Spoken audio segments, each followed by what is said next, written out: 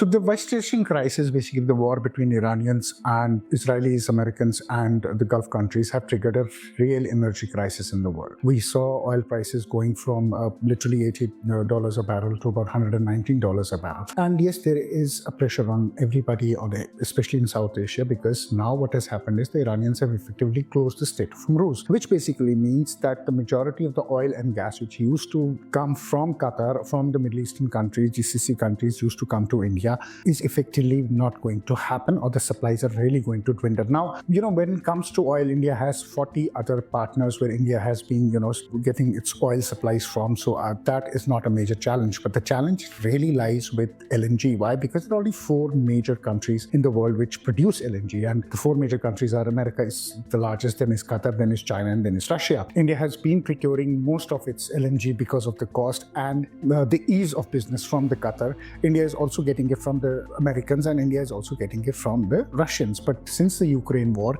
there has been a lot of pressure on the Russians, and the Russians had to curtail their own supplies, their own exports. Now, after the Iranians attacked the Qataris have stopped the production of LNG. Now, what does that essentially mean? That means that now there is a lot of discourse which is happening that anything India does in its own interest is being portrayed as surrender to the Americans. So what options does India have to conserve, to take care of its energy security and to take care of its energy needs? Well, India has 2 options. One, it keeps on strategically balancing its supplies, exports from Qatar as well as Americans. Second is that in case of long run, then you really will have to be heavily dependent not only on the Americans, but also you'll have to look at alternatives with Chinese. You will have to look at alternatives with Russians. It's not going to be that easy, and some other small countries as well. Now, that triggers another question, and the question is, because a lot of opposition is making a noise on this, that anything which is happening is an American surrender. So if you have to shift your energy needs because Strait of Hormuz stays closed for a very long time, you have to shift your energy consumption and give a strategic leeway to the Americans. Is that a surrender, or is that a national security interest India is trying to fulfill? Number 2, if India wants, if this crisis goes to beyond a point where it really starts pinching, what does India do? Does India,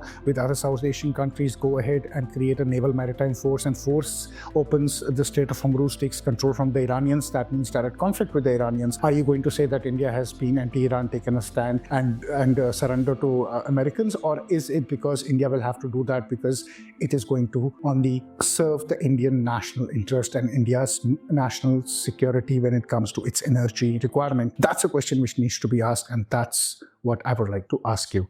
Thank you.